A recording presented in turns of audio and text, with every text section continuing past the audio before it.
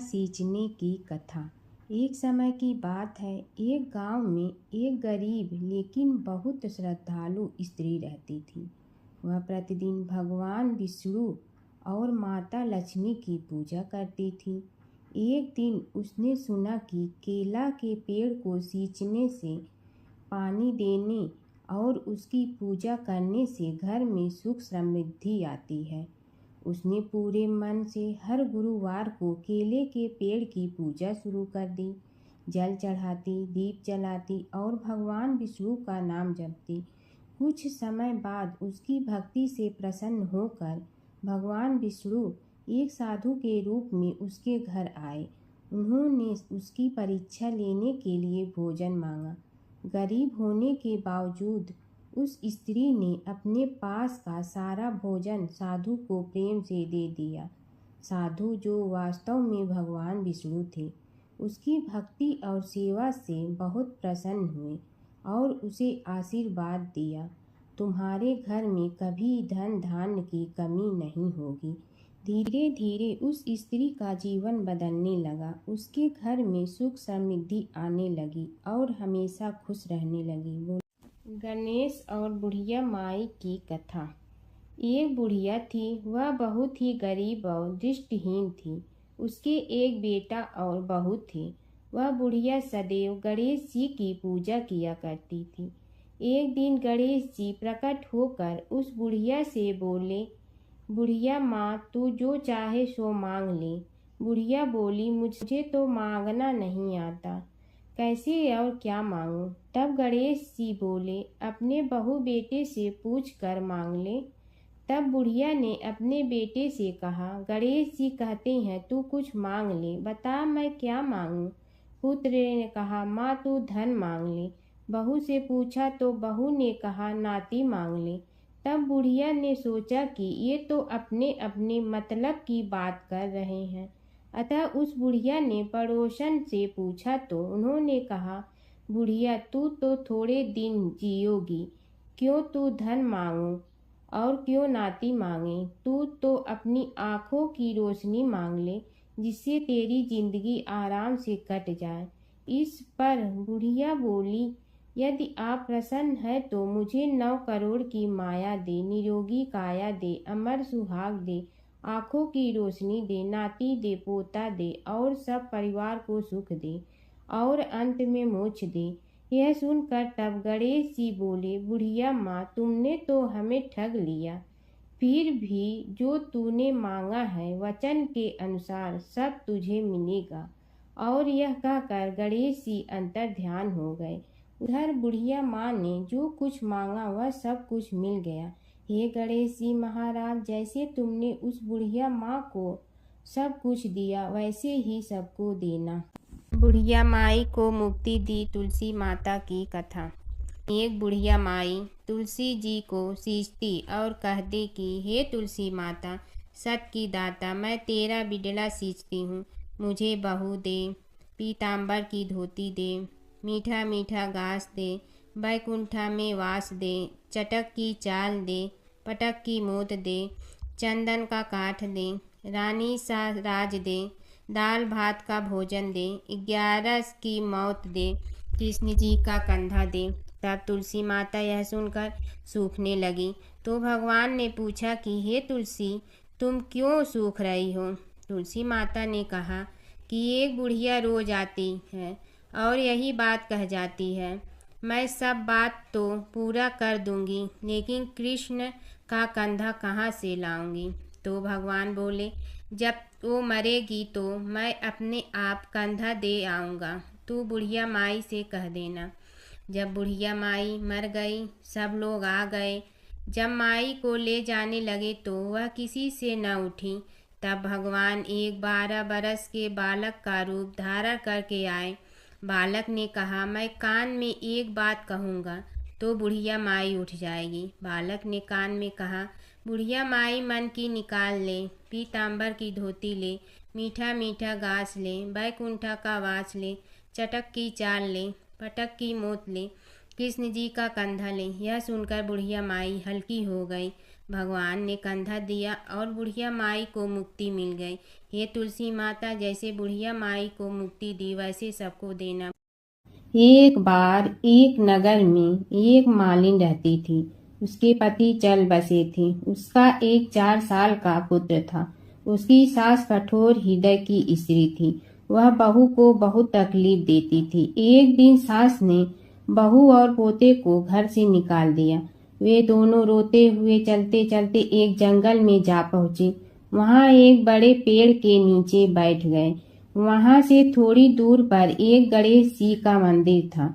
वहां बहुत लोग गणेश जी के दर्शन करने आते थे। दर्शन करके गणेश जी को प्रसाद चढ़ाते थे। फिर वह प्रसाद सबको बांट देते थे। इस प्रसाद से माँ बेटे का गुजारा होने लगा। दोनों गणेश जी की पूजा पाठ में लग गए। एक दिन उन्होंने सोचा क्यों न हम भी जंगल से फूल ला कर बेचें। वे रोज जंगल से फूल लाकर उसकी माला बनाकर बेचने लगे। साथ में पूजा की सामग्री और प्रसाद भी बेचने लगे। इससे उनको आमदनी होने लगी। गणेश जी की कृपा से आमदनी बढ़ने लगी। जल्दी ही उन्होंने एक मकान और एक दुकान बना लिया। एक राजा की लड़की मंदिर में रोज पूजा करने आती थी। मालिन के बेटे को देखकर राजकुमारी उस पर मोहित हो गई और उससे विवाह करने की सोचने लगी। उसने अपनी भाभी से अपने मन की बात कही। भाभी अनुभवी थी। उसने कहा, ये तो मालिन का बेटा है और तुम एक राजा की बेटी हो। यदि तुमने उससे विवाह किया तो तुम्हारी बहुत बेइज्जती होगी। पर राजकुमारी अपनी बात पर अड़ी रही। उसने कहा, मैंने तो प्रतिज्ञा कर ली है कि उसी से विवाह करूंगी। भाभी ने घर जाकर सारी बात राजा को बता दी। राजा ने मना नहीं किया और विवाह के लिए तैयार हो गए। उन्होंने बड़े धूमधाम से बेटी का विवाह मालिन के बेटे के साथ कर दिया। मालिन ने सबसे पहले बेटे बहू को गणेश जी के मंदिर में ले जाकर पूजा पाठ करवाया और गणेश जी का आशीर्वाद दिलवाया। इसके बाद पूरे नगर में यह बात फैल गई कि गणेश जी की पूजा करने से सब दुख कष्ट दूर हो जाते हैं। इस बात पर सुनते ही नगर के सभी लोग मंदिर आने लगे।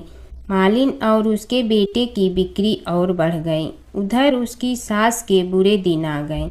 अन्नदाता उससे रूठ गए और वह भूखों मरने लगी। एक दिन वह रोती धोती उसी गणेश जी के मंदिर में आ पहुंची।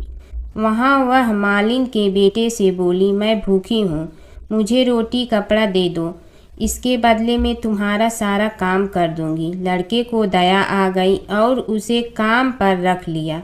उसने अपनी दादी को नहीं पहचाना। जब मालिन घर आई तो उसने सास को पहचान लिया। वह सास से बोली, सासू जी आप यहाँ कैसे? सास ने पोते की तरफ इशारा करके कहा, मेरी इस सेठ के यहाँ नौकरी लग गई है। बहू बोली, यह आपका पोता है और यह घर भी आपका ही है, यह दुकान भी आपकी ही है। जब आपने हमें घर से निकाला तब गणेश जी ने हमारी रक्षा की। बहू की बात सुनकर सास बोली, मेरी करनी मैं भोगूंगी। बहू बोली, सासू जी अब आप हमारे यहाँ रहो और पोते का सुख देखो। हे गणेश जी महाराज, जैसा सुख आपने मालिन को दिया वैसा ही सुख सबको देना। जमुना की कहानी। प्राचीन समय में एक गांव था जिसमें 2 बहनें रहा करती थी। एक बहन का नाम गंगा था तो दूसरी बहन का नाम जमुना था। एक बार दोनों बहनें एक साहूकार के खेत से गुजर रही थी तो जमुना ने 13 दाने जौ के तोड़ लिए, जिसे देख गंगा बोली कि तुझे तो ग्रहण लग गया, तूने चोरी की है। इस पर जमुना बोली कि अब मेरा ग्रहण कैसे धुलेगा। गंगा ने कहा कि तुझे 12 साल तक साहूकार के यहाँ नौकरी करनी पड़ेगी, तभी तेरा पाप धुलेगा और ग्रहण से मुक्ति मिलेगी। जमुना साहूकार के यहाँ नौकरी के लिए जाती है और अपने लिए काम मांगती है। साहूकार उसे काम पर रख लेता है, लेकिन काम करने से पहले जमुना उसे कहती है कि मैं सारे काम करूंगी लेकिन 4 काम नहीं करूंगी। जूठे बर्तन नहीं मांजूंगी, झाड़ू नहीं लगाऊंगी, बिस्तर नहीं बिछाऊंगी और दिया नहीं जलाऊंगी। 12 साल के बाद कुंभ का मेला लगा तो साहूकारनी भी कुंभ नहाने जाने लगी। यमुना ने उसे जाते देख कहा कि कुंभ के मेले में मेरी बहन गंगा मिलेगी तो उसे यह सोने का टक्का दे देना, इससे वह अपने हाथों में सुंदर चूड़ियां पहन लेगी। साहूकारनी ने कुंभ के मेले में गंगा को वह सोने का टका दे दिया। गंगा ने उनसे वह टका लेते हुए कहा कि मेरी बहन को कहना कि उसके 12 वर्ष पूरे हो गए हैं, अब वह वहां वापिस आ जा। साहूकार व साहूकारनी वापिस घर आए तब जमुना मटके में पानी भर रही थी। दोनों जमुना से बोले कि हमने सोने का वह टका तेरी बहन गंगा को दे दिया था और उसने कहा है कि तेरे 12 वर्ष पूरे हो गए हैं, इसलिए अब तुम वापिस जाओ। यह समाचार सुनते ही जमुना सहस्त्र धारा में बदल गई और बहने लगी। यमुना जी का यह रूप देखकर साहूकार और साहूकारनी परेशान हो गई थी। हमारे घर में जमुना माता ने काम किया, हमें तो अब ग्रहण लग गया है, हम यह ग्रहण कैसे उतारेंगे। जमुना भागकर गंगा माता के पास चली गई। गंगा ने जमुना से पूछा कि तुम साहूकारनी से कुछ कहकर आई हो या ऐसे ही बिना बताए आ गई। तब यमुना बोली कि मैं तो कुछ भी बताकर नहीं आई हूँ। गंगा ने कहा कि जा उन्हें धीरज दे आ, नहीं तो उन्हें जीवन भर असंतोष ही रहेगा। गंगा के कहने पर जमुना माता ने साहूकारनी को सपने में दर्शन दिए और कहा कि तुम दोनों उल्टे माथे क्यों पड़े हो, जाओ उठकर खाओ पियो। तब दोनों बोले कि हम कैसे उठे, हमें तो ग्रहण लगा है, क्योंकि हमने उल्टे सीधे और पता नहीं कितने नीच कार्य आपसे कराए हैं। तब यमुना जी बोली कि तुम्हें ग्रहण नहीं लगा है, ग्रहण तो मुझे लगा था कि मैंने तुम्हारे खेत से 13 दाने जौ के चुराए थे। मैं तो अपना ग्रहण उतारने तुम्हारे घर आई थी। मेरा ग्रहण तुम्हारे घर में 12 वर्ष तक रहने से उतर गया है और मेरी मुक्ति हो गई है। यमुना जी ने कहा कि तुम्हें कोई ग्रहण नहीं लगा है, उल्टे मेरे 12 वर्ष तक यहाँ रहने से तुम्हारी भी मुक्ति हो गई है। यह कहकर यमुना जी स्वप्न से चली गई। दोनों उठकर देखते हैं कि उनके घर में पहले से भी अधिक धन हो गया है। हे यमुना माता, जैसे आपने साहूकार व साहूकारनी की मुक्ति कराई, वैसे ही आप अपने सभी भक्तों की करना। नगर बसेरे की कहानी। किसी गांव में एक भाट व एक जाट रहता था। दोनों में घनिष्ठ मित्रता थी। एक बार जाट अपनी बहन के घर जाने को तैयार हुआ तो भाट अपनी ससुराल जाने को तैयार हुआ। दोनों साथ चल पड़े तो रास्ते में रुककर एक कुएं की मुंडेर पर बैठ गए। जाट ने भाट से कहा कि नगर बसेरा कर लेते हैं। इस पर भाट बोला कि तू ही नगर बसेरा कर ले, मैं तो अपनी ससुराल जा रहा हूँ, वहाँ खूब खातिर होगी मेरी, तू कर ले नगर बसेरा। जाट वहीं कुएं के पास बैठ पानी की घंटी और चावल का दाना लेकर नगर बसेरा करने लगा।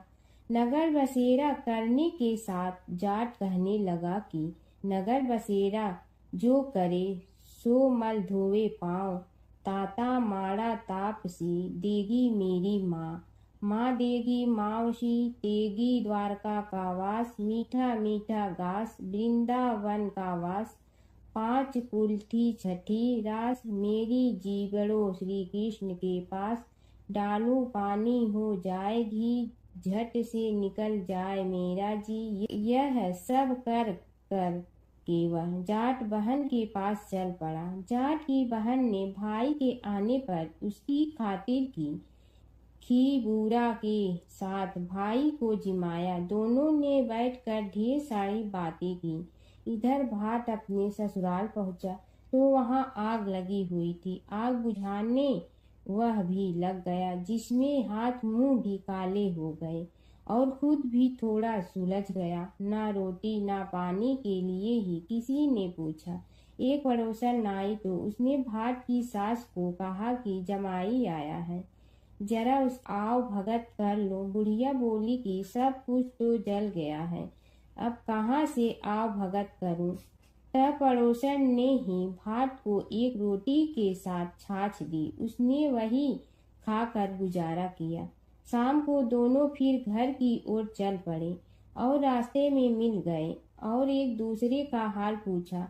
भाट बोला कि मेरी ससुराल में तो आग लगी हुई थी, आग बुझाते मैं खुद काला हो गया हूँ, ना रोटी मिली ना पानी। जाट बोला कि मेरी तो बहुत खातिर हुई।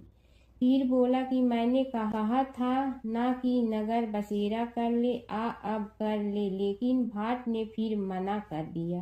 कहने लगा कि चाहे रोटी दे या न दे, तेरी तो माँ है, दही चूरमा का पेड़ा धरा पाएगा। भाट ने फिर नगर बसेरा नहीं किया, जाट ने कर लिया। नगर बसेरा जो करे सो मल धोए पाँव, ताता माड़ा तापसी देगी मेरी माँ। माँ देगी मावशी देगी द्वारका का वास, मीठा मीठा घास वृंदावन का वास। 5 कुल्ठी छठी रास, मेरा जी बड़ो श्री कृष्ण के पास।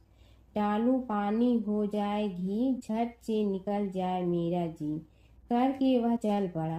घर पहुँचते ही जाट की मौसी ने बहुत लाड प्यार किया। उधर भाट घर गया तो उसकी भैंस खो गई थी। बाप एक लाठी रखे तो दूसरी उठाए और कहने लगा कि ससुराल गया तो आग लगा दी, अब यहाँ आया तो भैंस खो दी। बाप ने कहा कि पहले भैंस लेकर आ, तभी रोटी पानी मिलेगा। सारा दिन भाट भैंस ढूंढता रहा, लेकिन उसे भैंस नहीं मिली। जाट और भाट की मुलाकात फिर से बाजार में हो गई। जाट ने भाट के हाल चाल पूछे तो भाट बोला कि आते ही भैंस खो गई, बस उसी दिन से भैंस ढूंढ रहा हूँ। रोटियां का तो पूछो ही मत। जाट ने कहा कि मैंने तो पहले ही कहा था कि नगर बसेरा कर ले। जाट की बात सुनकर भाट बोला कि तेरे नगर बसेरे में इतनी ताकत है तो चल अब कर लेते हैं। दोनों ने बैठकर नगर बसेरा किया। नगर बसेरा जो करे सो मल धोवे पाँव, ताता माड़ा तापसी देगी मेरी माँ। माँ देगी मौसी देगी द्वारका का वास, मीठा मीठा घास वृंदावन का वास। 5 कुल्ठी छठी रास, मेरा जीवड़ो श्री कृष्ण के पास। डालू पानी हो जाए घी, झट से निकल जाए मेरा जी। दोनों के नगर बसेरा करने पर भाट जैसे ही आगे बढ़ा तो उसकी खोई भैंस मिल गई, जिसे लेकर घर पहुंचा। घर पहुंचते ही माँ ने कहा कि लड़के को आते ही घर से निकाल दिया, सारे दिन से ये भूखा प्यासा भटक रहा है। यह कहकर उसकी माँ ने उसको खूब खिलाया पिलाया। इस घटना के बाद सारे नगर में ढिंढोरा पिटवा गया कि तब कोई अपने पीहर या सास से आते जाते नगर बसेरा करें। जैसे भाट को नगर बसेरा करने का फल मिला, वैसे ही हर किसी को मिलेगी है। माता सीता की कथा। यह कहानी सीता माता कहती थी और श्री राम इसे सुना करते थे। एक दिन श्री राम भगवान को किसी काम के लिए बाहर जाना पड़ा, तो सीता माता कहने लगी कि भगवान, मेरा तो 12 वर्ष का नित्य नियम है, अब आप बाहर जाएंगे तो मैं अपनी कहानी किसे सुनाऊंगी। श्री राम ने कहा कि तुम कुएं की पाल पर जाकर बैठ जाना और वहां जो औरतें पानी भरने आएंगी उन्हें अपनी कहानी सुना देना। सीता माता कुएं की पाल पर जाकर बैठ जाती हैं। एक स्त्री आई, उसने रेशम की जड़ी की साड़ी पहन रखी थी और सोने का घड़ा ले रखा था। सीता माता उसे देख कहती हैं कि बहन, मेरा 12 वर्ष का नित्य नेम सुन लो। पर वह स्त्री बोली कि मैं तुम्हारा नित्य नेम सुनूंगी तो मुझे घर जाने में देरी हो जाएगी और मेरी सास मुझसे लड़ेंगी।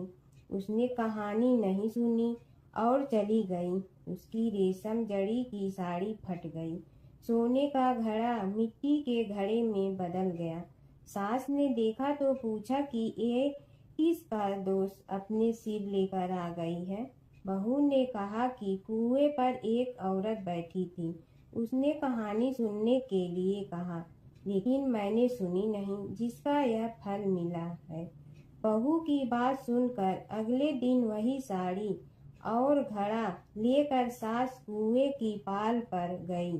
सास को वहीं माता सीता बैठी मिली, तो माता सीता ने कहा कि बहन, मेरी कहानी सुन लीजिए। सास बोली कि एक बार छोड़, मैं तो 4 बार कहानी सुन लूंगी। राम आए लक्ष्मण आए, देश के पुजारी आए, नित नेम का नेम लाए, आओ राम बैठो राम। तपी रसोई जियो राम, माखन मिश्री खाओ राम। दूध बतासा पियो राम, सूत के पल का मोठो राम। साल दुसाला पोठो राम, साल दुसाला ओढ़ो राम। जब बोलो जब राम ही राम, राम संवारे सबके काम। खाली घर भंडार भरेंगे, सबका बेड़ा पार करेंगे। श्री राम जय राम जय जय राम। सास बोली कि बहन, कहानी तो बहुत अच्छी लगी। कहानी सुनकर सास घर चली गई और उसकी साड़ी फिर से रेशम जड़ी की बन गई। मिट्टी का घड़ा फिर सोने के घड़े में बदल गया। बहू कहने लगी, सासू माँ, आपने ये सब कैसे किया? सास ने कहा कि बहू, तू दोष लगा के आई थी और मैं अब दोष उतार कर आ रही हूँ। बहू ने फिर पूछा कि वह कुएं वाली स्त्री कौन है? सास बोली कि वे सीता माता थी। वे पुराने से नया कर देती हैं, खाली घर में भंडार भर देती हैं। वह लक्ष्मी जी का वास घर में कर देती हैं। आदमी की जो भी इच्छा हो उसे पूरा कर देती हैं। बहू बोली कि ऐसी कहानी मुझे भी सुना दो। सास बोली कि ठीक है, तुम भी सुनो। और सास ने कहानी शुरू की। राम आए लक्ष्मण आए, देश के पुजारी आए, नित नेम का नेम लाए, आओ राम बैठो राम। तपी रसोई जियो राम, माखन मिश्री खाओ राम। दूध बतासा पियो राम, सूत के पल का मोठो राम। साल दुसाला पोठो राम, साल दुसाला ओढ़ो राम। जब बोलो जब राम ही राम, राम संवारे सबके काम। खाली घर भंडार भरेंगे, सबका बेड़ा पार करें। श्री राम जय राम। कहानी सुनकर बहू बोली कि कहानी तो बहुत अच्छी है। सास ने कहा कि ठीक है, इस कहानी को रोज कहा करेंगे। अब सास बहू रोज सवेरे उठती, नहाती धोती और पूजा करने के बाद नित नेम की सीता की कहानी कहती। एक दिन उनके यहाँ एक पड़ोस की औरत आई और बोली कि बहन, जरा सी आँच दे ना। तो वह बोली कि आज तो अभी हमने जलाई ही नहीं। पड़ोसन ने कहा कि तुम सुबह 4 बजे से उठकर क्या कर रही हो? फिर उन्होंने कहा कि सुबह उठकर हम पूजा करते हैं, फिर सीता माता की नित नेम की कहानी कहते हैं। पड़ोसन ने उसकी बात सुनकर फिर कहा कि सीता माता की कहानी कहने से तुम्हें क्या मिलता है? वे बोली कि इनकी कहानी कहने से घर में भंडार भर जाते हैं, सारे काम सिद्ध होते हैं, मन की इच्छा भी पूरी हो जाती है। पड़ोसन कहती है कि बहन, ऐसी कहानी तो मुझे भी सुना दो। फिर वह बोली कि ठीक है, तुम भी यह कहानी सुन लो। राम आए लक्ष्मण आए, देश के पुजारी आए, नित नेम का नेम लाए, आओ राम बैठो राम। सारी कहानी सुनने के बाद पड़ोसन कहने लगी, बहन, कहानी तो मुझे बहुत अच्छी लगी। अब वह पड़ोसन भी नित नेम सीता माता की कहानी कहने लगी। कहानी कहने से सीता माता ने पड़ोसन के भी भंडार भर दिए। अब तो पूरे मोहल्ले में नित नेम की कथा चल पड़ी। हर किसी की मनोकामना पूरी होने लगी। हे सीता माता, जैसे आपने उनके भंडार भरे, वैसे ही आप हमारे भी भंडार भरना, सबकी भरना, कहानी सुनने वाले के भी और कहानी कहने वाले के भी। एक समय की बात है कि विष्णु भगवान का विवाह लक्ष्मी जी के साथ निश्चित हो गया। विवाह की तैयारी होने लगी। सभी देवताओं को निमंत्रण भेजे गए, परंतु गणेश जी को निमंत्रण नहीं दिया। कारण जो भी रहा हो, अब भगवान विष्णु की बारात जाने का समय आ गया। सभी देवता अपनी पत्नियों के साथ विवाह समारोह में आए। उन सब ने देखा कि गणेश जी कहीं दिखाई नहीं दे रहे हैं। तब वे आपस में चर्चा करने लगे कि क्या गणेश जी को कोई न्योता नहीं दिया है या स्वयं गणेश जी ही नहीं आए हैं। सभी को इस बात पर आश्चर्य होने लगा। तभी सबने विचार किया कि विष्णु भगवान से ही इसका कारण पूछा जाए। विष्णु भगवान से पूछने पर उन्होंने कहा कि हमने गणेश जी के पिता भोलेनाथ महादेव को न्योता भेजा है। यदि गणेश जी अपने पिता के साथ आना चाहते हैं तो आ जाते, अलग से न्योता देने की कोई आवश्यकता भी नहीं थी। दूसरी बात यह है कि उनको 1.25 मन मूंग, 1.25 मन चावल, 1.25 मन घी और 1.25 मन लड्डू का भोजन दिन भर में चाहिए। यदि गणेश जी नहीं आएंगे तो कोई बात नहीं, दूसरे के घर जाकर इतना सारा खाना पीना अच्छा भी नहीं लगता। इतनी वार्ता कर ही रहे थे कि किसी एक ने सुझाव दिया, यदि गणेश जी आ भी जाए तो उनके द्वारपाल बनाकर बैठा देंगे कि आप घर की याद रखना। आप तो चूहे पर बैठकर धीरे धीरे चलोगे तो बारात से बहुत पीछे रह जाओगे। यह सुझाव भी सबको पसंद आ गया तो विष्णु भगवान ने भी अपनी सहमति दे दी।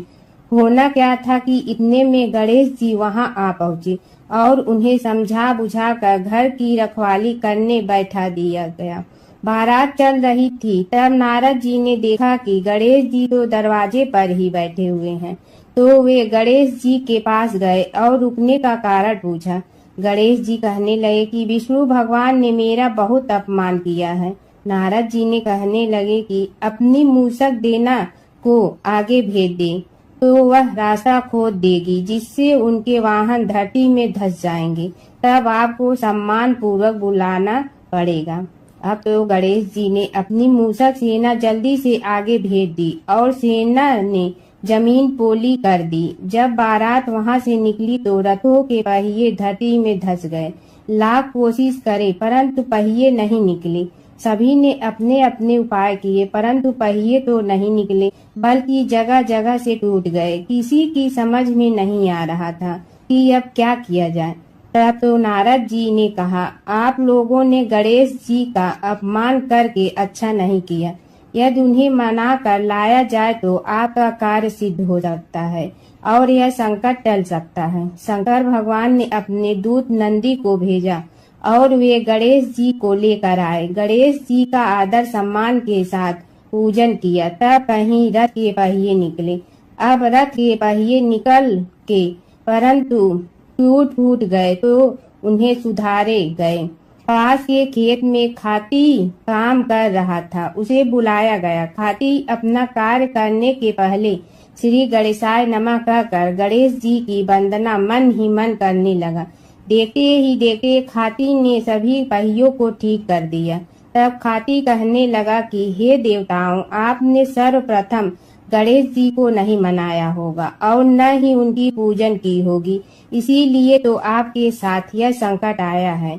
हम तो मूर्ख अज्ञानी हैं, फिर भी पहले गणेश जी को पूजते हैं, उनका ध्यान करते हैं। आप लोग तो देवतागण हैं, फिर भी आप गणेश जी को कैसे भूल गए। अब आप लोग भगवान श्री गणेश जी की जय बोल कर जाएं तो आपके सब काम बन जाएंगे और संकट कट जाएंगे। ऐसा कहते हुए बारात वहां से चल दी और विष्णु भगवान को लक्ष्मी जी के साथ विवाह संपन्न करा के सभी सकुशल घर लौट आए। हे गणेश जी महाराज, आपने विष्णु को जैसे कारज सारियो ऐसे कारज सबको सिद्ध कर जो। बोलो गजानन भगवान की जय। प्राचीन काल की बात है। नैमिषारण्य क्षेत्र में ऋषि, महर्षि और साधु संतों का समाज जुड़ा था। उसमें श्री सूत जी भी विद्यमान थे। शौनक जी ने उनकी सेवा में उपस्थित होकर निवेदन किया कि हे अज्ञान रूप घोर तिमिर को नष्ट करने में करोड़ों सूर्यों के समान प्रकाशमान श्री सूत जी हमारे कानों के लिए अमृत के समान जीवन प्रदान करने वाले कथा तत्व का वर्णन कीजिए। हे सूत जी, हमारे हृदयों में ज्ञान के प्रकाश की वृद्धि तथा भक्ति, वैराग्य और विवेक की उत्पत्ति जिस कथा से हो सकती हो वह हमारे प्रति कहने की कृपा कीजिए। शौनक जी की जिज्ञासा से सूत जी बड़े प्रसन्न हुए। पूरा तन इतिहासों के स्मरण से उनका शरीर पुलकायमान हो रहा था। वे कुछ देर उसी स्थिति में विराजमान रहकर कुछ विचार करते रहे और अंत में बोले, शौनक जी, इस विषय में आपके चित्त में बड़ी जिज्ञासा है। आप धन्य हैं जो सदैव ज्ञान की प्राप्ति में तत्पर रहते हुए विभिन्न पुराण कथाओं की जिज्ञासा रखते हैं। आज मैं आपको ज्ञान के परम स्रोत रूप श्री गणेश जी का जन्म कर्म रूप चरित्र सुनाऊंगा। गणेश जी से ही सभी ज्ञानों सभी विद्याओं का उद्भव हुआ है। अब आप सावधान चित्त से विराजमान हो। श्री गणेश जी के ध्यान और नमस्कार पूर्वक उनका चरित्र श्रवण करें। नमस्तस्मै गणेशाय ब्रह्मा विद्या प्रदायिनी यनागस्त्यसमः साक्षात विघ्न सागर सोषणे। कैसे हैं वे श्री गणेश जो सभी प्रकार की ब्रह्म विद्याओं को प्रदान करने वाले अर्थात ब्रह्मा के सगुण और निर्गुण स्वरूप पर प्रकाश डालने और जीव ब्रह्मा का अभेद प्रतिपादन करने वाली विद्याओं के दाता हैं। वे विघ्नों के समुद्रों को महर्षि अगस्त के समान शोषण करने में समर्थ हैं। इसलिए उनका नाम विघ्न सागर शोषक के नाम से प्रसिद्ध है। मैं उन भगवान श्री गणेश जी को नमस्कार करता हूँ। प्रथम पूजा के अधिकारी श्री गणेश जी, यह कहकर सूत जी कुछ समय के लिए मौन हो गए और फिर बोले, शौनक जी, भगवान गणेश जी ही सर्वप्रथम पूजा प्राप्ति के अधिकारी हैं। किसी भी देवता की पूजा करो, पहले उनकी पूजा करो। शौनक जी ने निवेदन किया, हे भगवान, हे सूत, सर्वप्रथम यह बताने की कृपा कीजिए कि गणेश जी को प्रथम पूजा का अधिकार किस प्रकार प्राप्त हुआ। इस विषय में मेरी बुद्धि मोह को प्राप्त हो रही है कि सृष्टि रचयिता ब्रह्मा जी, पालन करता भगवान नारायण और संहार करता शिव जी में से किसी को प्रथम पूजा का अधिकारी क्यों नहीं माना गया। यह त्रिदेव ही तो सबसे बड़ा देवता माने जाते हैं। सूत जी ने कहा, शौनक जी, यह भी एक रहस्य ही है। देखो, अधिकार मांगने से नहीं मिलता, इसके लिए योग्यता होनी चाहिए। संसार में अनेकों देवी देवताएं पूजे जाते हैं। पहले जो जिसका इष्ट देव होता है वह उसी की पूजा किया करता है। इससे बड़े देवताओं के महत्व में कमी आने की आशंका उत्पन्न हो गई। इस कारण देवताओं में परस्पर विवाद होने लगा। वे उसका निर्णय प्राप्त करने के लिए शिव जी के पास पहुँचे और प्रणाम करके पूछने लगे, प्रभु, हम सब में प्रथम पूजा का अधिकारी कौन है। शिव जी सोचने लगे कि किसे प्रथम पूजा का अधिकारी माने। तभी उन्हें एक युक्ति सूझी। बोले, देवगण, इसका निपटारा बातों से नहीं तथ्यों से होगा। इसके लिए एक प्रतियोगिता रखनी होगी, शिव की परिक्रमा करने की प्रतियोगिता। देवगण उनका मुख देखने लगे, शंकित हृदय से सोचने लगे कि कैसी प्रतियोगिता रहेगी। यह शिव जी ने उनके मन के भाव ताड़ लिए, इसलिए सांत्वना भरे शब्दों में बोले, घबराओ मत, कोई कठिन परीक्षा नहीं ली जाएगी। बस इतना ही कि सभी अपने अपने वाहनों पर चढ़कर संसार की परिक्रमा करो और फिर यहाँ लौट आओ। जो पहले लौटेगा वही सर्वप्रथम पूजा का अधिकारी होगा। अब क्या देर थी, सभी अपने अपने वाहन पर चढ़कर दौड़ पड़े। किसी का वाहन गजराज था तो किसी का सिंह, किसी का भैंसा तो किसी का मृग, किसी का हंस तो किसी का उल्लू, किसी का अश्व तो किसी का श्वान। अभिप्राय यह है कि वाहनों को विविधता के दर्शन उस समय जितने भले प्रकार से हो सकते थे उतने अन्य समय में नहीं। सबसे गया बीता वाहन गणेश जी का था मूषक, उससे चूहा भी कहते हैं। ऐसे वाहन के बल भरोसे इस प्रतियोगिता में सफल होना तो क्या, सम्मिलित होना भी हास्यास्पद है। गणेश जी ने सोचा, छोड़ो, क्या होगा प्रतियोगिता में भाग लेने से, हम तो यहाँ बैठे रहकर ही तमाशा देखेंगे। वे बहुत देर तक विचार करते रहे। अंत में उन्हें एक युक्ति सूझी। शिव जी स्वयं ही जगदाता हैं, यह संसार उन्हीं का प्रतिबिंब है, तब क्यों न इन्हीं की परिक्रमा कर ली जाए। इनकी परिक्रमा करने से ही संसार की परिक्रमा हो जाएगी। ऐसा निश्चय कर उन्होंने मूषक पर चढ़कर शिव जी की परिक्रमा की और उनके समक्ष जा पहुँचे। शिव जी ने कहा, तुमने परिक्रमा पूर्ण कर ली? उन्होंने उत्तर दिया, जी हाँ। शिव जी सोचने लगे कि इसे तो यहीं घूमते हुए देखा, फिर परिक्रमा कैसे कराया।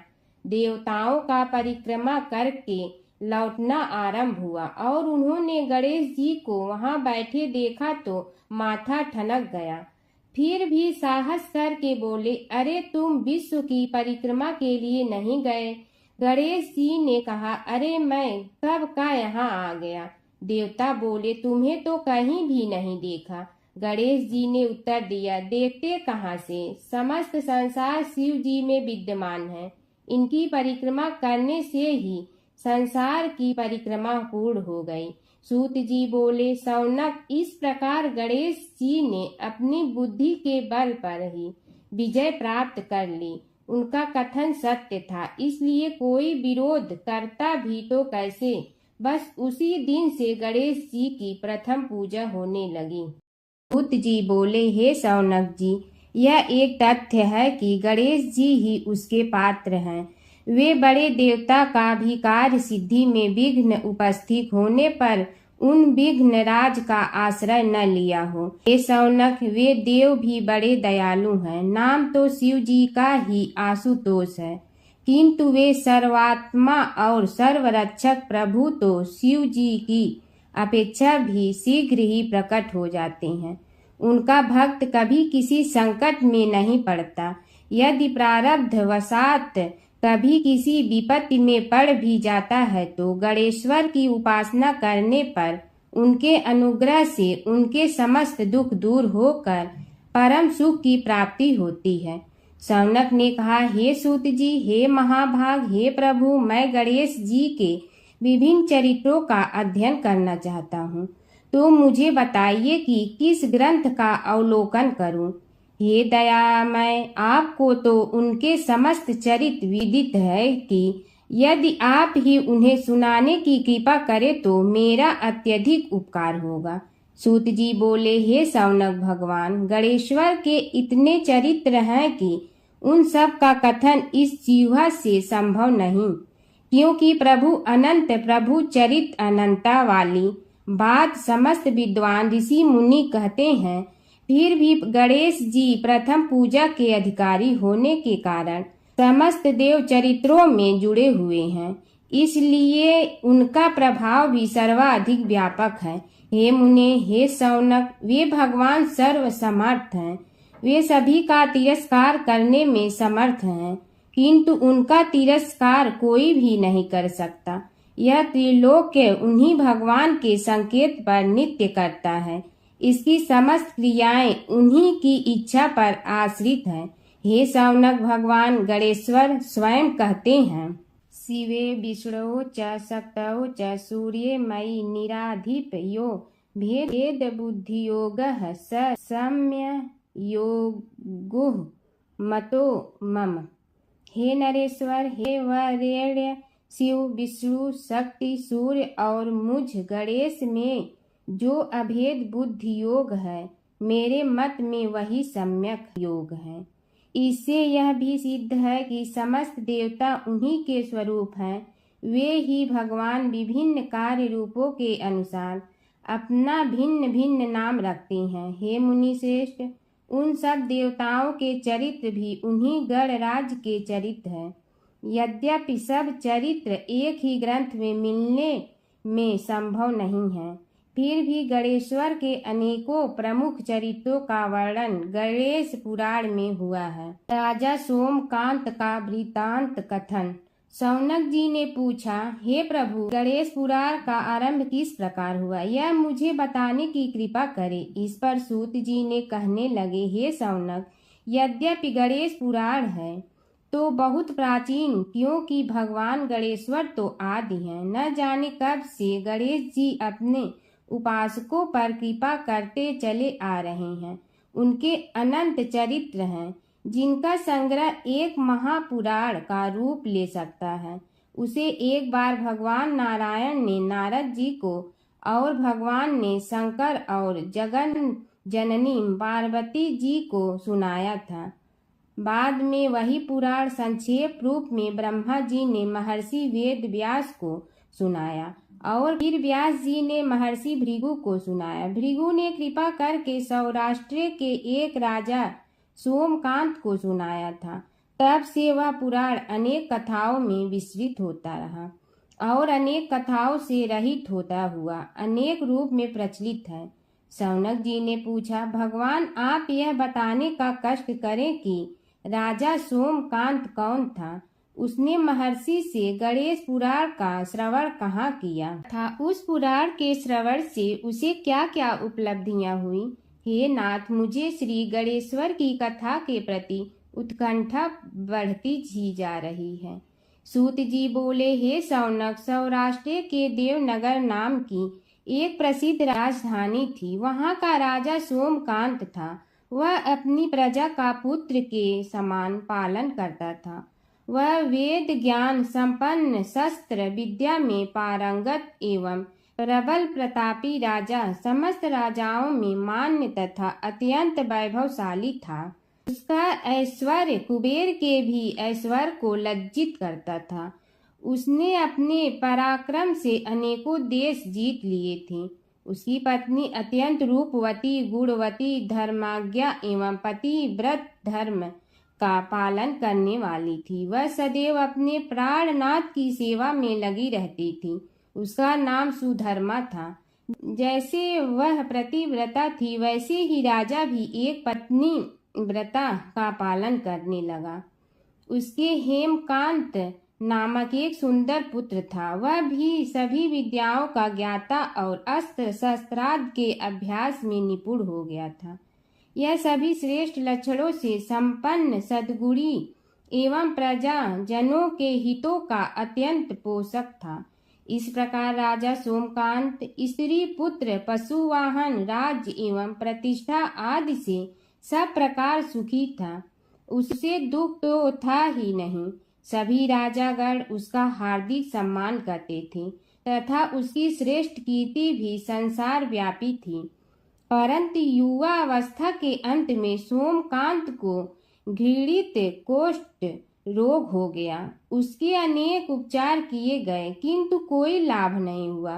रोग शीघ्रता से बढ़ने लगा और उसके कीड़े पड़ गए। जब रोग की अधिक वृद्धि होने लगी और उसका कोई उपाय न हो सका, तो राजा ने मंत्रियों को बुलाकर कहा, सुव्रतो, जाने किस कारण यह रोग मुझे पीड़ित कर रहा है। अवश्य ही यह किसी पूर्व जन्म के पाप का फल होगा। इसलिए मैं अब अपना समस्त राजपाट छोड़कर वन में रहूंगा। मेरे पुत्र हेमकांत को मेरे समान मानकर राज्य शासन का धर्म पूर्वक संचालन कराते रहें। यह कहकर राजा ने शुभ दिन दिखवाकर अपने पुत्र हेमकांत को राज्य पद पर अभिषेक किया और अपनी पत्नी सुधर्मा के साथ निर्जन वन की ओर चल दिया।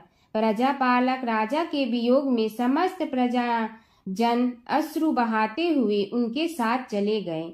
राज्य की सीमा पर पहुंचकर राजा ने अपने पुत्र, अमात्यगण और प्रजा जनों को समझाया, आप सब लोग धर्म के जानने वाले, श्रेष्ठ आचरण में तत्पर एवं सहृदय हैं। यह संसार तो वैसे भी परिवर्तनशील है। जो आज है वह कल नहीं था और आने वाले कल में भी नहीं रहेगा। इसलिए मेरे जाने से दुख का कोई कारण नहीं है। मेरे स्थान पर मेरा पुत्र सभी कार्यों को करेगा। इसलिए आप सब उसके अनुशासन में रहते हुए उसे सदैव सम्मान करते रहें।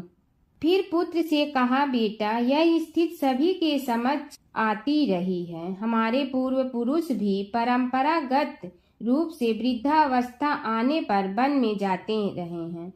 मैं कुछ समय पहले ही वन में जा रहा हूँ, तो कुछ पहले या पीछे जाने में कोई अंतर नहीं पड़ता। यदि कुछ वर्ष बाद जाऊं तब भी मोह का त्याग करना ही होगा। इसलिए हे वत्स, तुम दुखित मत हो और मेरी आज्ञा मानकर राज्य शासन को ठीक प्रकार चलाओ।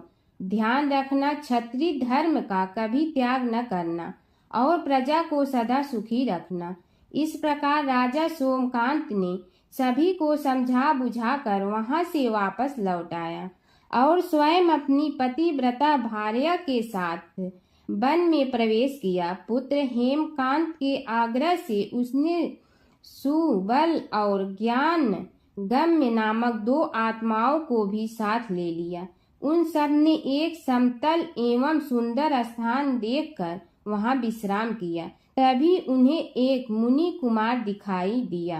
राजा ने उससे पूछा, तुम कौन हो, कहाँ रहते हो? यदि उचित समझो तो मुझे बताओ। मुनि बालक ने कोमल बाणी में कहा, मैं महर्षि भृगु का पुत्र हूँ। मेरा नाम च्यवन है। हमारा आश्रम निकट में ही है। अब आप भी अपना परिचय दीजिए। राजा ने कहा, मुनि कुमार, आपका परिचय पाकर मुझे बड़ी प्रसन्नता हुई। मैं सौराष्ट्र के देवनगर नामक राज्य का अधिपति रहा हूँ। अब अपने पुत्र को राज्य देकर मैंने अरण्य की शरण ली है। मुझे कुष्ठ रोग अत्यंत पीड़ित किए हुए हैं। उसकी निवृत्ति का कोई उपाय करने वाला हो तो कृपा कर मुझे बताइए। मुनि कुमार ने कहा, मैं अपने पिताजी से अपना वृतांत कहता हूँ, फिर वे जैसा कहेंगे आपको बताऊंगा। यह कहकर मुनि बालक चला गया और कुछ देर में ही आकर बोला, राजन, मैंने आपका वृतांत अपने पिताजी को बताया। उनकी आज्ञा हुई है कि आप सब मेरे साथ आश्रम में चलकर उनसे भेंट करें, तभी आपके रोग के विषय में भी विचार किया जाएगा। राजा सोमकांत के पूर्व जन्म का वृत्तांत भृगु द्वारा वर्णन। राजा अपनी पत्नी और अमात्यों के सहित च्यवन के साथ साथ भृगु आश्रम में जा पहुंचा और उन्हें प्रणाम कर बोला, हे भगवान, हे महर्षि, मैं आपकी शरण हूँ। आप मुझ कुष्ठी पर कृपा कीजिए। महर्षि बोले, राजन, यह तुम्हारे किसी पूर्व जन्म कृत पाप का ही उदय हो गया है। इसका उपाय मैं विचार करके बताऊंगा। आज तो तुम सब स्नान आदि से निवृत्त होकर रात्रि विश्राम करो। महर्षि की आज्ञा अनुसार सबने स्नान भोजन आदि के उपरांत रात्रि व्यतीत की और प्रातः काल स्नान आदि नित्य कर्मों से निवृत्त होकर महर्षि की सेवा में उपस्थित हुए। महर्षि ने कहा, राजन, मैंने तुम्हारे पूर्व जन्म का वृतांत जान लिया हूँ और यह भी विदित कर लिया है कि किस पाप के फल से तुम्हें इस रोग की प्राप्ति हुई है। यदि तुम चाहो तो उसे सुना दूं। राजा ने हाथ जोड़कर निवेदन किया, बड़ी कृपा होगी मुनिनाथ, मैं उसे सुनने के लिए उत्कंठित हूँ। महर्षि ने कहा, तुम पूर्व जन्म में एक धनवान वैश्य के लाडले पुत्र थे।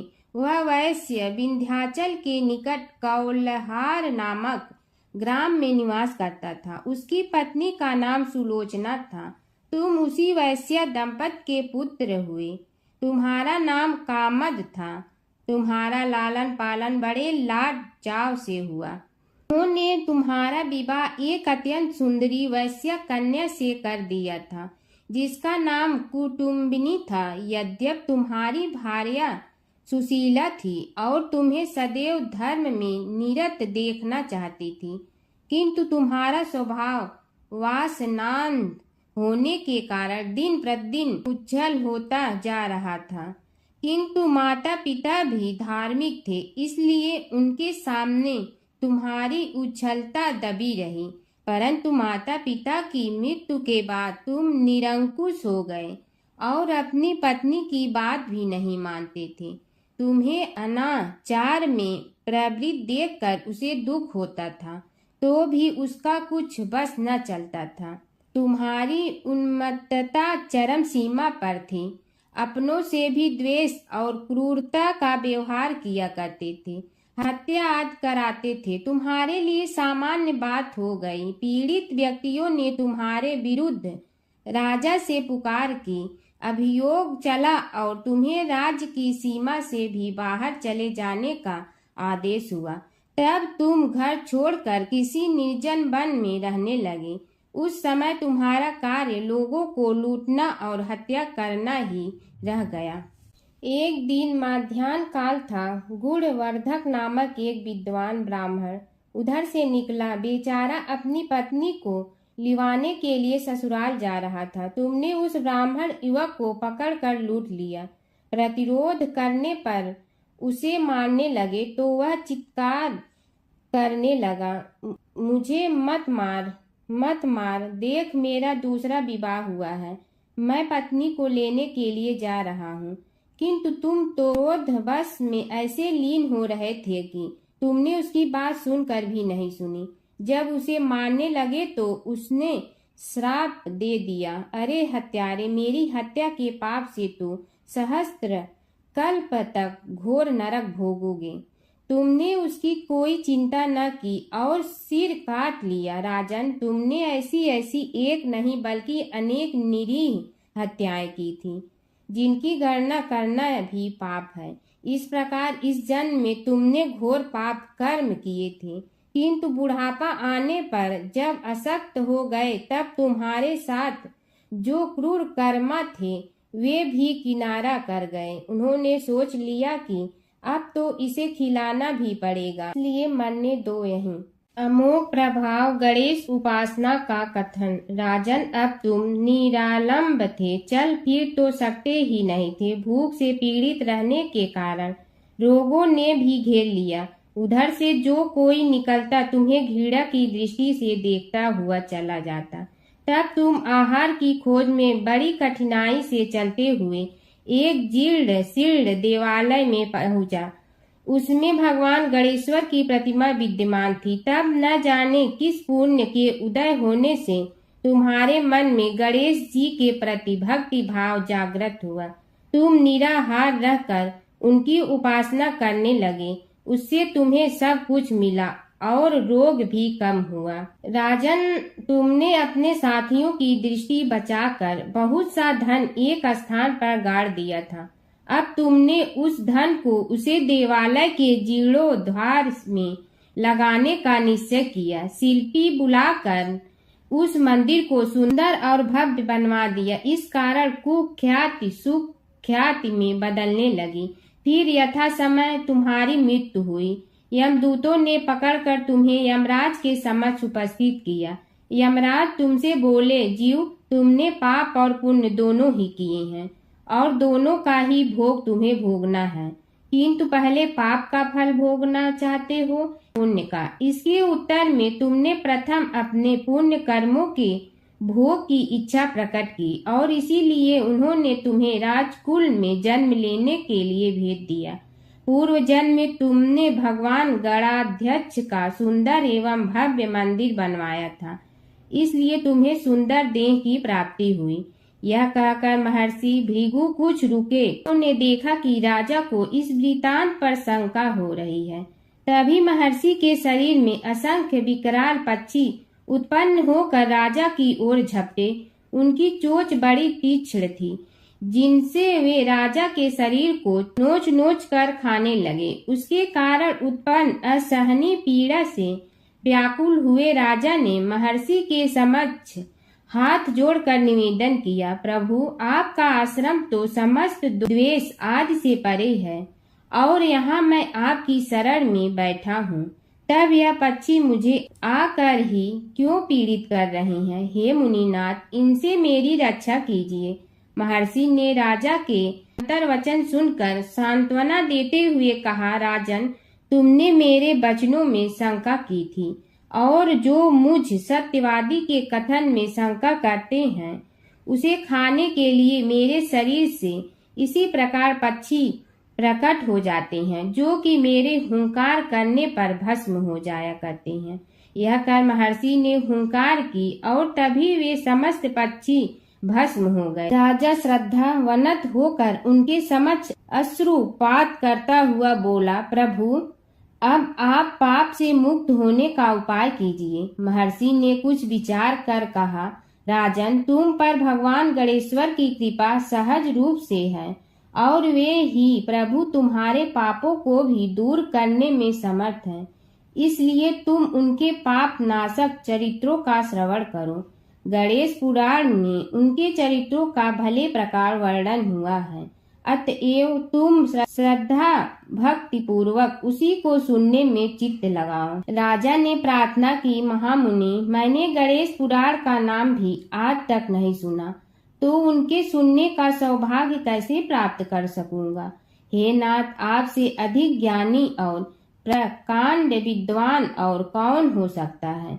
आप ही मुझ पर कृपा कीजिए।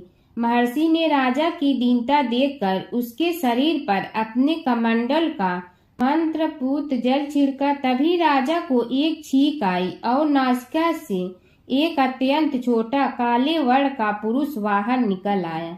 देखते देखते वह बढ़ गया। उसके भयंकर रूप को देखकर राजा कुछ भयभीत हुआ, किंतु समस्त आश्रमवासी वहां से भाग गए। वह पुरुष महर्षि के समक्ष हाथ जोड़कर खड़ा हो गया। उन्हें उसकी ओर देखा और कुछ उच्च स्वर में बोले, तू कौन है, क्या चाहता है। वह बोला, मैं साक्षात पाप हूँ। समस्त पापियों के शरीर में मेरा निवास है। आपके मंत्रपूत जल के स्पर्श से मुझे विवश होकर राजा के शरीर से बाहर निकलना पड़ा है। अब मुझे बड़ी भूख लगी है, बताइए क्या खाऊं और कहाँ रहूं। महर्षि बोले, तू उस आम के अवकाश स्थान में निवास कर और उसी वृक्ष के पत्ते खाकर जीवन निर्वाह कर। यह सुनते ही वह पुरुष आम के वृक्ष के पास पहुंचा, किंतु उसके स्पर्श मात्र से वह वृक्ष जलकर भस्म हो गया। फिर जब पाप पुरुष को रहने के लिए कोई स्थान दिखाई न दिया तो वह भी अंतर्हित हो गया। एक समय की बात है, एक भाई बहन रहते थे। बहन का नियम था कि वह अपने भाई का चेहरा देखते ही खाना खाती थी। हर रोज वह सुबह उठती थी और जल्दी जल्दी सारा काम करके अपने भाई का मुंह देखने के लिए उसके घर जाती थी। एक दिन रास्ते में एक पीपल के नीचे गणेश जी की मूर्ति रखी थी। उसने भगवान के सामने हाथ जोड़कर कहा कि मेरे जैसा अमर सुहाग और मेरे जैसा अमर पीहर सबको दीजिए।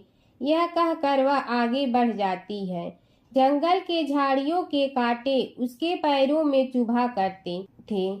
एक दिन भाई के घर पहुंची और भाई का मुंह देखकर बैठ गई तो भाभी ने पूछा, पैरों में क्या हो गया है। यह सुनकर उसने भाभी को जवाब दिया कि रास्ते में जंगल के झाड़ियों के गिरे हुए कांटे पांव में चुभ गए हैं। जब वह वापस अपने घर आ जाए तब भाभी ने अपने पति से कहा कि रास्ते को साफ करवा दो, आपकी बहन के पांव में बहुत सारे कांटा चुभ गए हैं। भाई ने तब कुल्हाड़ी लेकर सारी झाड़ियों को काटकर रास्ता साफ कर दिया, जिससे गणेश जी का स्थान भी वहां से हट गया। यह देखकर भगवान गुस्सा हो गए और उसके भाई के प्राण हर लिए। लोग अंतिम संस्कार के लिए जब भाई को ले जा रहे थे तब उसकी भाभी रोते हुए लोगों से कही, थोड़ी देर रुक जाओ, उसकी बहन आने वाली है। वह अपने भाई का मुंह देखे बिना नहीं रह सकती है, उसका यह नियम है। तब लोगों ने कहा, आज तो देख लेगी पर कल कैसे देखेगी। रोज दिन की तरह बहन अपने भाई का मुंह देखने के लिए जंगल में निकली। तब जंगल में उसने देखा कि सारा रास्ता साफ किया हुआ है। जब वह आगे बढ़ी तो उसने देखा कि सिद्ध विनायक को भी वहां से हटा दिया गया है। तब उसने जाने से पहले गणेश जी को एक अच्छे स्थान पर रखकर उन्हें स्थान दिया और हाथ जोड़कर बोली, भगवान, मेरे जैसा अमर सुहाग और मेरे जैसा अमर पीहर सबको देना। और फिर बोलकर आगे निकल गई। भगवान सोचने लगे, अगर इसकी नहीं सुनी तो हमें कौन मानेगा, हमें कौन पूजेगा। तब सिद्धि विनायक ने उसे आवाज दी, बेटी इस खेजड़ी की 7 पत्तियां लेकर जा और उसे कच्चे दूध में धोकर भाई के ऊपर छींटा मार देना, वह उठकर बैठ जाएगा। यह सुनकर जब पीछे मुड़ी तो वहां कोई नहीं था। फिर वह यह सोचने लगी कि ठीक है, जैसा सुना वैसा कर लेती हूँ। फिर वह 7 खेजड़ी की पत्तियां लेकर अपने भाई के घर पहुंची। उसने देखा वहां कई लोग बैठे हुए हैं। भाभी बैठी रो रही है और भाई की लाश रखी है। तब उसने पत्तियों को बताए हुए नियम के तहत भाई के ऊपर इस्तेमाल किया। तब भाई उठकर बैठ गया। भाई बोला बहन से, मुझे बहुत ही गहरी नींद आ गई थी। तब बहन बोली, यह नींद किसी दुश्मन को भी न आए। और उसने सारी बात अपने भाई को बता दी। हर व्रत कथा के साथ पढ़ी और सुनी जाने वाली लपसी तपसी की यह कहानी। एक लपसी था, एक तपसी था। तपसी हमेशा भगवान की तपस्या में लीन रहता था। लपसी रोजाना 1.25 सेर की लपसी बनाकर भगवान का भोग लगाकर जीम लेता था। एक दिन दोनों लड़ने लगे। तपसी बोला, मैं रोज भगवान की तपस्या करता हूँ, इसलिए मैं बड़ा हूँ। लपसी बोला, मैं रोज भगवान को 1.25 सेर लपसी का भोग लगाता हूँ, इसलिए मैं बड़ा हूँ। नारद जी वहाँ से गुजर रहे थे। दोनों को लड़ता देखकर उनसे पूछा कि तुम क्यों लड़ रहे हो। तपसी ने खुद के बड़ा होने का कारण बताया और लपसी ने अपना कारण बताया। नारद जी बोले, तुम्हारा फैसला मैं करूँगा। दूसरे दिन लपसी और तपसी नहाकर अपनी रोज की भक्ति करने आए तो नारद जी ने छुपकर 1.25 करोड़ की एक एक अंगूठी उन दोनों के आगे रख दी। तपसी की नज़र उस अंगूठी पर पड़ी जो उसने चुपचाप अंगूठी उठाकर अपने नीचे दबा ली। तब लपसी की नज़र अंगूठी पर पड़ी, लेकिन उसने ध्यान नहीं दिया। भगवान को भोग लगाकर लपसी खाना खाने लगा।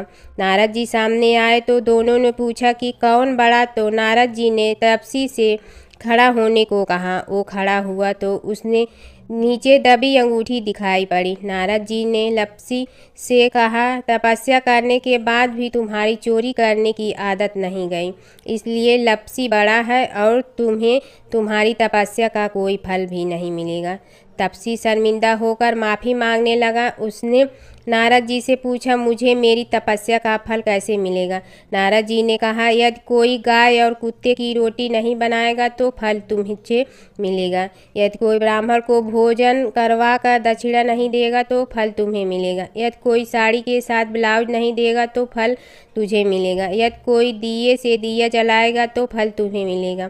यदि कोई सारी कहानी सुने लेकिन तुम्हारी कहानी नहीं सुने तो फल तुझे मिलेगा। उसी दिन से हर व्रत कथा कहानी के साथ लपसी तपसी की कहानी भी सुनी और कही जाती है।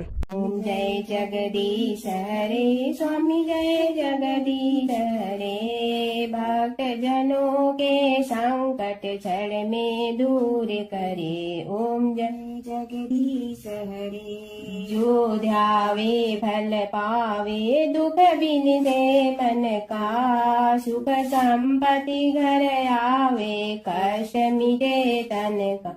ओम जय जगदीश हरे। मात पिता तुम मेरे, शरण कहूँ किसकी। तुम विनय और न दूजा, आस करूँ जिसकी। ओम जय जगदीश हरे। तुम पूर्ण परमात्मा, तुम अंतर्यामी। पार ब्रह्म परमेश्वर, तुम सबके स्वामी। ओम जय जगदीश हरे। तुम बिंदा के सागर, तुम पालन करता। मैं मूर्ख कल काम, कृपा करो भरता।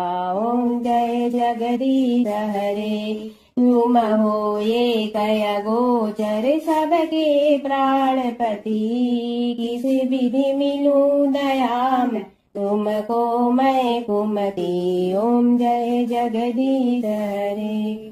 दीन बंधु दुख हरता तुम रक्षक मेरे, अपने हाथ उठाओ द्वार पड़ा तेरे। ओम जय जगदीश हरे, विषय विकार मिटा पाप हरो देवा, श्रद्धा भक्ति बढ़ाओ संतन की सेवा। ओम जय जगदीश हरे, तन मन धन सब तेरा, स्वामी सब कुछ है तेरा। तेरा तुझको अर्पण क्या लागे मेरा। ओम जय जगदीश हरे, जय जगदीश हरे, स्वामी जय जगदीश हरे। भक्त जनों के संकट क्षण में दूर करे। ओम जय जगदीश हरे, स्वामी जय जगदीश हरे।